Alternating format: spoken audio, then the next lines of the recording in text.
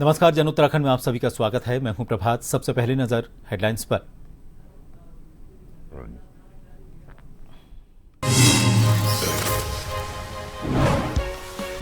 उत्तराखंड मना रहा रजत जयंती उत्सव। युवा आपदा मित्र योजना के तहत 4,310 युवाओं को दिया जा रहा प्रशिक्षण। सीएम धामी ने कहा, आपदा प्रबंधक क्षमता भी बनेगी सशक्त। उत्तराखंड स्थापना दिवस पर जुटेंगे प्रवासी। 5 नवंबर को दून विश्वविद्यालय में आयोजित होगा सम्मेलन। 25 वर्षों की यात्रा पर रखेंगे अपना नजरिया।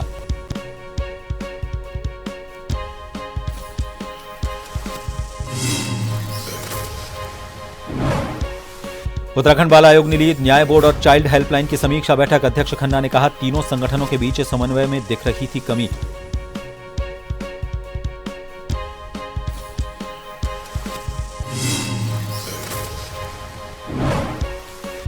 हरिद्वार पहुंचा महेंद्र सिंह धोनी का परिवार। साक्षी ने लगाई गंगा में डुबकी, किए विशेष अनुष्ठान। हर की पैड़ी पर की पूजा अर्चना।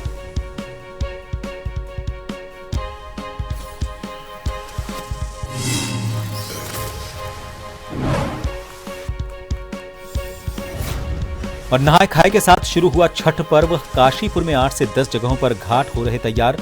व्रती महिलाएं कर रही स्पेशल तैयारी।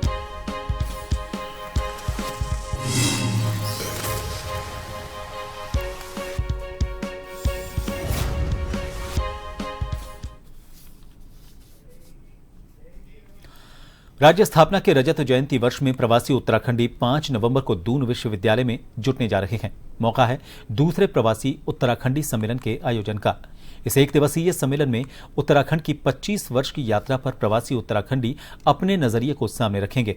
साथ ही ये सुझाव भी देंगे कि उत्तराखंड को भविष्य में और बेहतर बनाने के लिए क्या किया जा सकता है।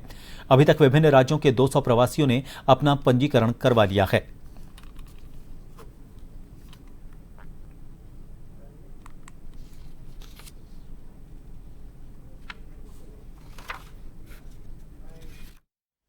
जो प्रवासी हैं उनको हम अपने राज्य के साथ, अपनी जड़ों के साथ कैसे जोड़ सकते हैं। तो ये पिछले सम्मेलन के बाद में इसमें काफी सफलता मिली है और प्रवासी जो हैं अब अपने राज्य से जुड़ रहे हैं। उसके अलावा एक मुख्यमंत्री जी की पहल थी कि अडॉप्ट ए विलेज वाला जो प्रोग्राम था, उसमें भी काफी प्रवासियों ने आगे आके भाग लिया है और उस मुहिम में जुड़े हैं। उससे क्या होगा, उनकी जो विशेषज्ञता है, उनकी एक्सपर्टीज है, उनका अनुभव है, उसका लाभ उनके गांव को या आसपास के जो जगह हैं उनको मिलेगा। और इससे हमारे कई क्षेत्रों में, जैसे कृषि में है, पर्यटन में है, और कई नई टेक्नोलॉजीज हैं जो दूसरी जगह यूज कर रहे हैं वो लोग, उनका भी लाभ उत्तराखंड को मिलेगा। में उत्तराखंड बाल आयोग की अध्यक्ष डॉक्टर गीता खन्ना की अध्यक्षता में बाल कल्याण समिति, किशोर न्याय बोर्ड और चाइल्ड हेल्पलाइन के साथ समीक्षा बैठक आयोजित हुई। इस बात पर उत्तराखंड बाल आयोग की अध्यक्ष डॉक्टर गीता खन्ना ने कहा कि तीनों संगठनों के बीच समन्वय में हमें कमी दिख रही थी और कुछ समय पहले बालिकाओं को लेकर सुप्रीम कोर्ट द्वारा निर्देश भी दिए गए, जिसके तहत इन सभी संगठनों का अभिसरण कैसे हो, उसे लेकर बैठक हुई। साथ ही उन्होंने कहा कि कुछ दिन पहले हरिद्वार में एक बालिका को CWC, TPO और चाइल्ड हेल्पलाइन के बीच चल रही दिक्कतों के कारण काफी समय तक पुलिस थाने में पूछताछ के लिए रहना पड़ा और इन्हीं कमियों को पूरा करने के लिए ये बैठक ली गई।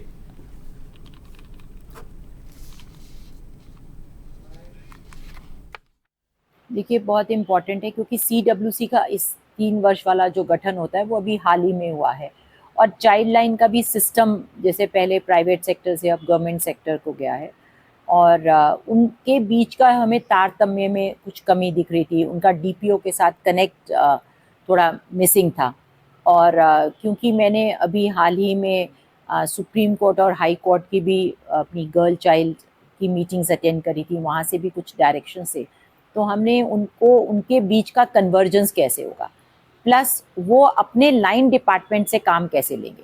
जैसे अभी थोड़े दिन पहले हरिद्वार में एक बच्ची थी और बहुत समय तक चाइल्ड लाइन और CWC और DPO के बीच के मिस कनेक्शन की वजह से मेरे बार बार इंटरवीन करने पर भी वो काफ़ी घंटे तक पुलिस थाने में बिठाई गई।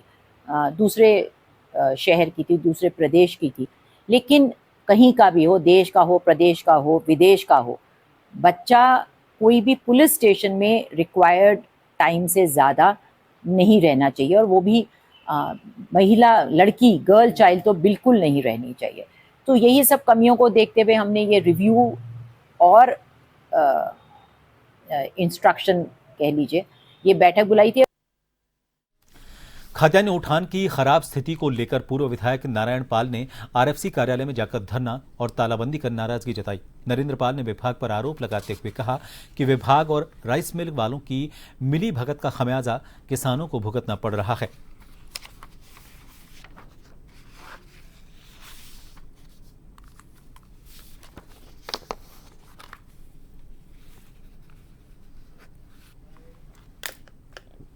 ट्राली खड़ी है वहां, 300 ट्राली खड़ी हैं और हजारों की संख्या में किसान वहां घूम रहे हैं। 4-5 दिन से उनका धान ही नहीं उतर रहा है तो बहुत ही आंशिक। तो ये इस तरीके से जो माहौल है तो इन्हें देखना चाहिए, खाद्य मंत्री को देखना चाहिए, आरएफसी को देखना चाहिए, खाद्य सचिव को देखना चाहिए।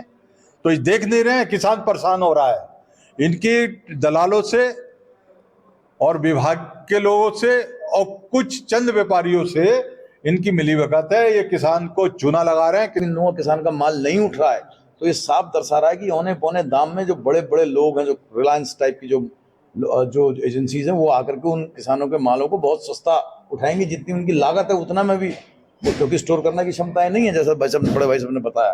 तो ये सब कुछ दिख रहा है कि सरकार किस तरीके से, मतलब सरकार है ही कहाँ, दलालों की सरकार है, सीधी सीधी बात है। जो भी परचेजिंग हो रही है अकॉर्डिंग पॉलिसी हम परचेज कर रहे हैं। और जो हमारा भारत सरकार से जो टारगेट फिक्स है लगभग 65,58,000 क्विंटल के, और उसी टारगेट को हमने अपने 280 जो परचेज सेंटर है वहाँ डिवाइड किया हुआ है। तो उन्हीं सेंटर में परचेजिंग का कार्य चल रहा है। आज इस बार जो दिक्कत इसलिए हो रही है कि हमारे पास सेंटर में अराइवल बहुत है, धान के अराइवल बहुत ज़्यादा है। उसका कारण ये है कि जो MSP है और मार्केट रेट है उसमें डिफरेंस काफ़ी ज़्यादा है। अगर पिछले साल की मैं बात करूंगा तो पिछले साल मार्केट रेट और MSP बराबर था लगभग। तो हम लोग अपना टारगेट अचीव नहीं कर पाए। इसके कारण हमारा इस बार टारगेट कम से कम 1.5 लाख क्विंटल कम हो गया है। तो इसी कारण जो है अराइवल ज़्यादा होने से थोड़ी सी हमारे सेंटर में अफरा तफरी हो रही है। वहाँ पे हमारे RMO डिप्टी RMO लगातार भ्रमण पे हैं, वो देख रहे हैं वहाँ पे। और इस तरह के जो आप कह रहे हैं भ्रष्टाचार ये सब गलत बात है। बाबा केदार की पंचमुखी चल विग्रह उत्सव डोली आज अपने शीतकालीन गद्दी स्थल ओंकारेश्वर मंदिर पहुंचे। जानकारी के अनुसार ओंकारेश्वर मंदिर में पहुंचने के बाद बाबा केदार की भोग मूर्ति यहीं विराजमान हो जाएगी और आने वाले 6 महीने तक बाबा केदार की ओंकारेश्वर मंदिर में पूजा अर्चना की जाएगी।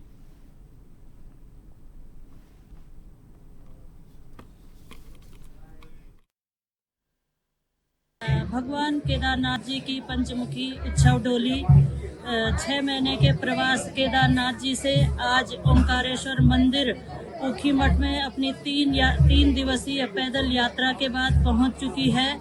और यहाँ पर बहुत ही उत्साह के साथ स्थानीय नागरिकों ने, वृद्धों ने, बच्चों ने, जवानों ने और सभी बाहर से आने वाले श्रद्धालुओं ने भगवान केदारनाथ जी के आगमन पर बहुत उत्साह के साथ मंदिर में विराजमान हो गए हैं ओंकारेश्वर मंदिर में। और आज से यहाँ पर भगवान की शीतकालीन पूजा प्रारंभ कर दी जाएगी। दीपावली मनाने के लिए बड़ी संख्या में लोहाघाट और चंपावत क्षेत्र के प्रवासी अपने गांव आए हुए थे। दीपावली समापन के बाद अब बड़ी तादाद में प्रवासियों का दिल्ली, मुंबई, देहरादून, बेंगलुरु, बरेली आदि महानगरों को लौटने का सिलसिला शुरू हो गया है।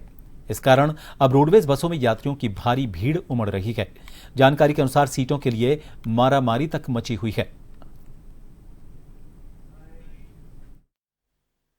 इनकी गाड़ियां हैं वो तो पर्याप्त चल रही हैं सर जी। और जो जैसे भीड़ को देखते हुए तुरंत उनके अवेलेबल कराई जाएगी बस। और यहाँ हैं उपलब्ध गाड़ियाँ, बच्चों को देखते हुए अपना देखना। अब हमारे सेवाएं जो 15 सेवाएं हैं पूरी संचालित हैं, जिसमें एक सेवा आज बरेली की डिस्टर्ब हुई है, बाकी संचालित जी बिल्कुल की जाएगी सर। मतलब कितनी अतिरिक्त बसें लगाई जाएंगी यात्रियों को देखते हुए? हमारे परिवहन निगम की तरफ से जो हमारी रोटेशन की गाड़ियां हैं वो पूरी चली रही हैं। और यात्रियों की अगर भीड़ बढ़ेगी तो हमने निगम प्रबंधन से अपने अनुरोध कर रखा है कि जैसे ही भीड़ बढ़ती है तो बरेली आदि मार्ग से, हल्द्वानी आदि मार्ग से जो वापस आती हैं कल जाने वाली, तो उन्हें टनकपुर तक हम अवश्य भेजेंगे। तो 4 गाड़ी हमारी दिल्ली, 2 देहरादून, 1 पोंटा साहिब, 1 ऋषिकेश, 1 फरीदाबाद, 1 गुड़गांव, 2 बरेली। आज मात्र 1 काशीपुर की सेवा उपलब्ध नहीं हो पाई है, उसकी तकनीकी की कमी की वजह से।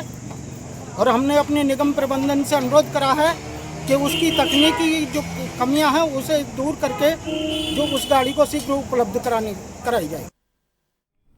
अग्निवीर भर्ती पूर्व निःशुल्क प्रशिक्षण के लिए एसओपी तैयार करने का काम किया गया है। मुख्यमंत्री पुष्कर सिंह धामी के निर्देश पर खेल एवं युवा कल्याण विभाग सभी जिलों में युवाओं को प्रशिक्षण देने का काम करेगा। खेल एवं युवा कल्याण विभाग सेना में अग्निवीर बनकर देश की सेवा करने के इच्छुक युवक युवतियों को भर्ती पूर्व निःशुल्क प्रशिक्षण देगा। इसके लिए विभाग ने एसओपी तैयार कर ली है। जल्द ही 13 जिलों में अग्निवीरों का भर्ती पूर्व प्रशिक्षण प्रारंभ कर दिया जाएगा।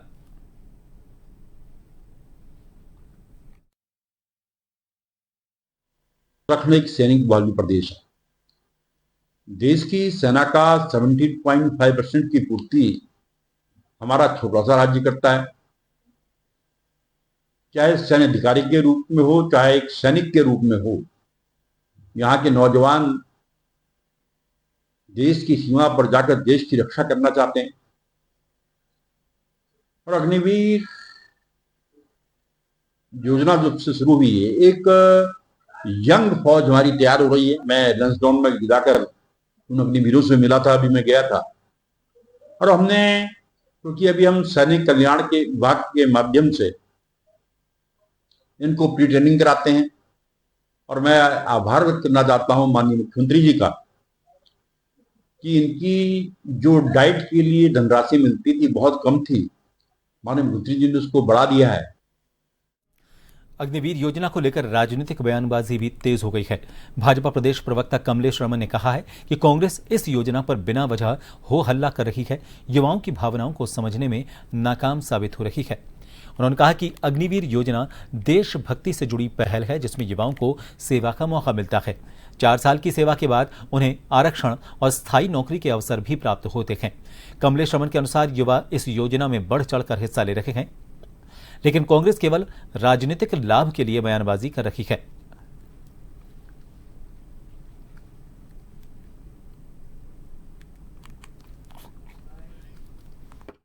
देखिए, अग्निवीर को लेकर के कांग्रेस जिस तरीके से हो हल्ला मचा रही है और काफी समय से मचा रही है, ना ही तो वो हमारे देश के युवाओं की भावनाओं को समझ पा रही है, ना ही वो युवाओं की भावनाओं के अनुरूप कार्य कर पा रही है। मुझे लगता है कि सरकार के ऊपर आरोप लगाने से पहले कांग्रेस को देख लेना चाहिए कि अग्निवीर से हमारे जो युवा हैं वो कितना बढ़ चढ़ करके हिस्सा ले रहे हैं। और क्योंकि ये देशभक्ति है और देशभक्ति में हमारा युवा हमेशा देश के लिए आगे खड़ा होता है। अग्निवीर योजना एक ऐसी योजना है जिसमें प्रत्येक व्यक्ति को मौका भी मिलता है और 4 साल के बाद जब वो वहाँ से वापस आता है उसको हमारी जो नौकरियां हैं उनमें आरक्षण भी मिलता है और कहीं ना कहीं वहीं पर जहां उनकी पोस्टिंग होती है उनको परमानेंट भी किया जाता है। तो मुझे लगता है ये सारी चीजें कांग्रेस को समझ में नहीं आ रही है। यहां रुकेंगे एक ब्रेक के लिए, बने रहिए जन टीवी पर।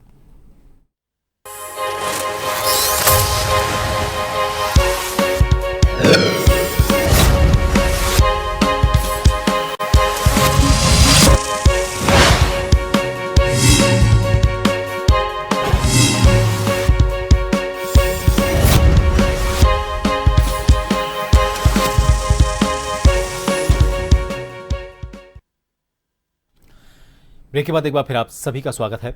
उत्तराखंड राज्य निर्माण के 25 वर्ष पूरे होने पर अब प्रदेश के भविष्य की दिशा तय करने की तैयारी शुरू हो चुकी है। धर्मपुर विधायक विनोद चमोली ने कहा है कि यह समय मंत्रिमंडल विस्तार या फिर राजनीतिक चर्चाओं का नहीं, बल्कि सिंहावलोकन और आगे की रूपरेखा तैयार करने का है। उन्होंने बताया कि 3 और 4 नवंबर को विशेष सत्र बुलाया गया है, जिसमें राज्य के विकास कार्यों की समीक्षा के साथ ही तेज गति से आगे बढ़ने के लिए नया ब्लूप्रिंट तैयार किया जाएगा।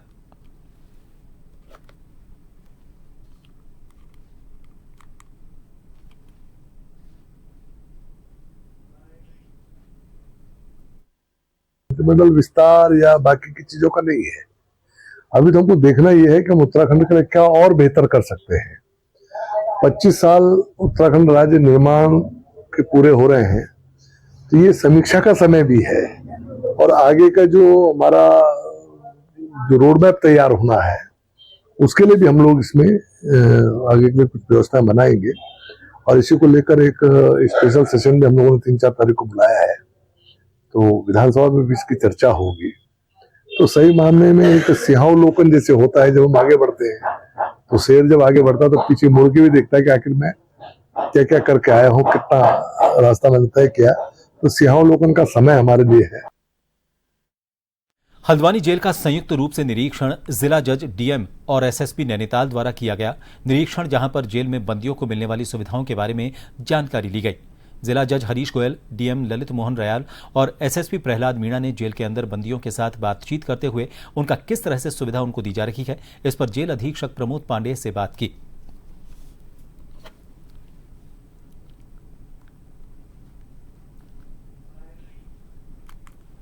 आज यहाँ पर नियमित निरीक्षण किया गया। इसमें जिला जज साहब, एसएसपी साहब और हम डिस्ट्रिक्ट मजिस्ट्रेट तीनों ने संयुक्त रूप से इस कारागार की स्थितियों को देखा।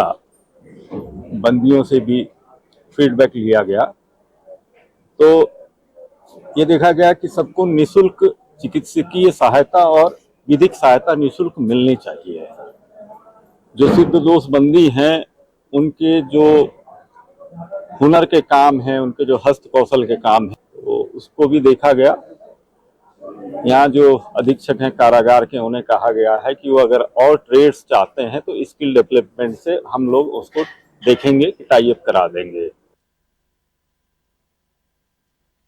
रामनगर जिलाधिकारी ललित मोहन रयाल के निर्देश पर एसडीएम प्रमोद कुमार ने सरकारी अस्पताल रामनगर का औचक निरीक्षण किया। अचानक पहुंचे एसडीएम को देखकर अस्पताल स्टाफ में हड़कंप मच गया। निरीक्षण के दौरान दवा स्टोर, एक्सरे रूम और पैथोलॉजी लैब में कई खामियां मिली। मरीजों ने शिकायत की कि उनकी जांचें और दवाइयां बाहर से कराई जा रही हैं। कई डॉक्टर और कर्मचारी बिना वर्दी और बिना नेम प्लेट के मिले। एसडीएम ने अस्पताल में अल्ट्रासाउंड सुविधा के अभाव को गंभीर माना और ये कहा कि इससे गर्भवती महिलाओं को परेशानी हो रही है। उन्होंने बताया कि निरीक्षण रिपोर्ट उच्च अधिकारियों को भेजी जा रही है और लापरवाही पर कार्रवाई की जाएगी।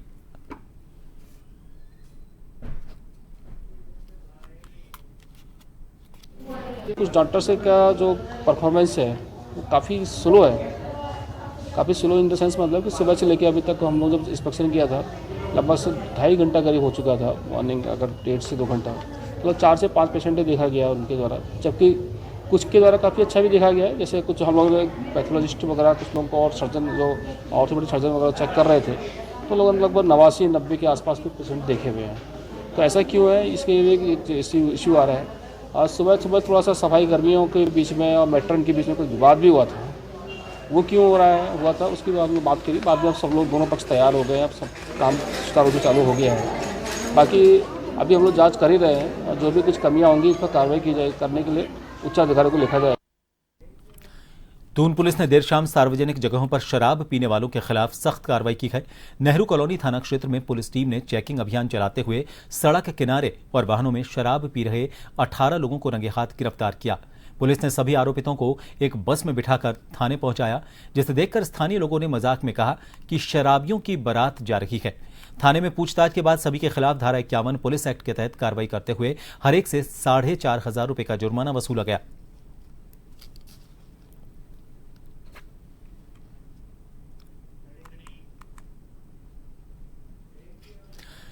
मंगलौर कोतवाली में आज थाना दिवस का आयोजन किया गया, जिसमें कई गांवों के लोगों ने हिस्सा लिया। इस दौरान कुल 12 शिकायतें पुलिस को मिली, जिसमें 4 लोगों की समस्याओं का मौके पर ही निस्तारण कर दिया गया।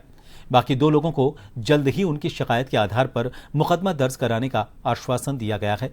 मंगलौर सीओ विवेक कुमार ने बताया कि थाना दिवस से लोगों को काफी राहत मिल रही है, क्योंकि इस दौरान सभी अधिकारी एक साथ मौके पर मौजूद रहते हैं और सभी मामलों का निवारण करने में सहूलियत रहती है।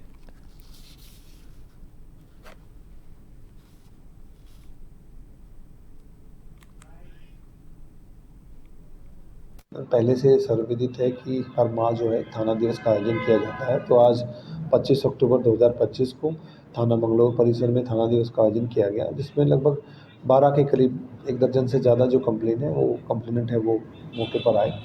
उनमें से 2 में तो तत्काल ही जो उसमें FIR पंजीकृत करने के लिए और बाकी मामलों में जो जाँच है उसके लिए बताया गया है।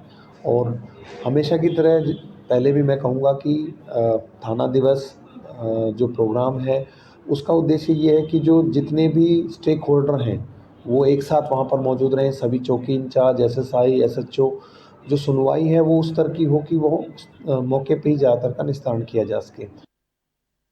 यमुना नदी पर बन रहे 300 मेगावाट क्षमता वाले लखवाड़ बांध को लेकर एक बार फिर विवाद गहरा गया है।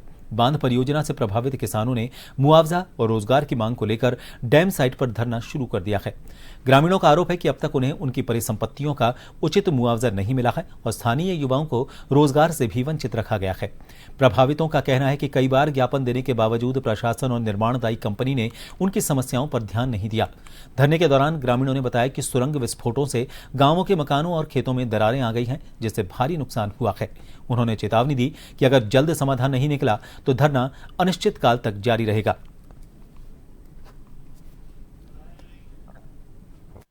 सूत्री मांगे हैं, हमने ज्ञापन भी दे दिया है अभी DGM साहब को। और ये जो पिछड़ा क्षेत्र है हमारा OBC और ST SC, यहाँ के लोग बहुत सीधे साधे हैं। 3 सालों से यहाँ अनलीगल काम चल रहा है, यानी कि अभी भूमि अधिग्रहण नहीं हुई है काश्तकारों की, और L&T कंपनी मजे से काम कर रहे हैं और बाहर के मजदूरों को ला रहे हैं। हमारा 1% भी आदमी यहाँ मजदूरी पे नहीं है। ये इसमें तो जो शासन प्रशासन है और हमारी UGVNL जो कंपनी है या हमारी जो क्षेत्र की UGVNL है, उसकी सबसे बड़ी लापरवाही है। देखो, अभी थोड़ी देर पहले आपसे वार्ता आपने सुनी भी है कि जो नई अधिग्रहण करी गई, पुरानी करी गई, जो भी आप दोबारा से इसका सर्वे कर रहे हैं, उसका एक तो कोई किसी क्षेत्र वासियों से डिस्कस नहीं किया गया कि भाई किसकी कितनी जमीन जा रही है। दूसरा, रोजगार की बात है। रोजगार जब तक आप हमें ये नहीं बताएंगे कि हमारा रोजगार कितने % जो अस्थायी है, भाई जो कंपनी काम कर रही है वो कितने % पे हमारे को आपने रखा। आप 70 पे रख रहे हो, 80 पे रख रहे हो, 10 पे रख रहे हो, 5 पे रख रहे हो, उसका जियो आपने अभी तक जारी नहीं किया कंपनी को। एग्रीमेंट में बोलते हैं, एग्रीमेंट हमें कौन दिखाएगा। यही निवेदन करते हैं कि हमारी मांगों को स्वीकार करें विनम्रतापूर्वक। अगर आप ये अगर नहीं स्वीकार करती है तो हम इस आंदोलन को और आगे बढ़ाएंगे। यानी कि लगातार आपका आंदोलन चलता रहेगा? जी हाँ, ये लगातार चलता रहेगा। अभी शांतिपूर्वक चल रहा है, हो सकेगा संभावना, अगर ऐसी संभावना बने तो इसे उग्र में भी तब्दील किया जा सकता है। रुड़की के पनियाला गांव के पास हाईवे पर तेज रफ्तार कंटेनर ने ट्रैक्टर बोगी को पीछे से टक्कर मार दी। टक्कर इतनी जबरदस्त थी कि जैनपुर झंझेड़ी गांव निवासी अकबर की मौके पर ही मौत हो गई, जबकि उसका साथी शब्बीर गंभीर रूप से घायल हो गया।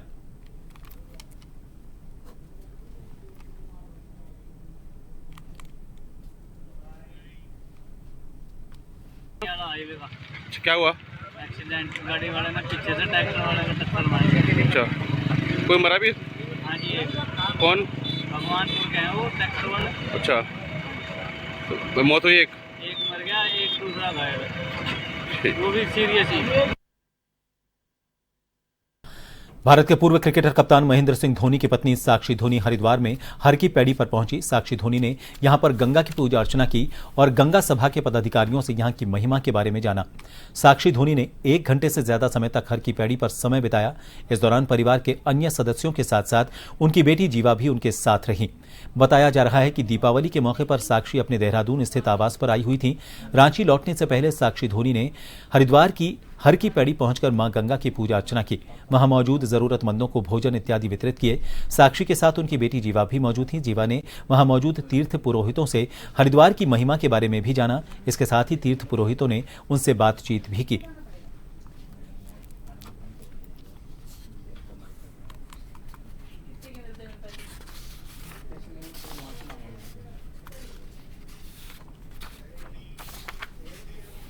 फिलहाल के लिए इस बुलेटिन में इतना ही। नमस्कार।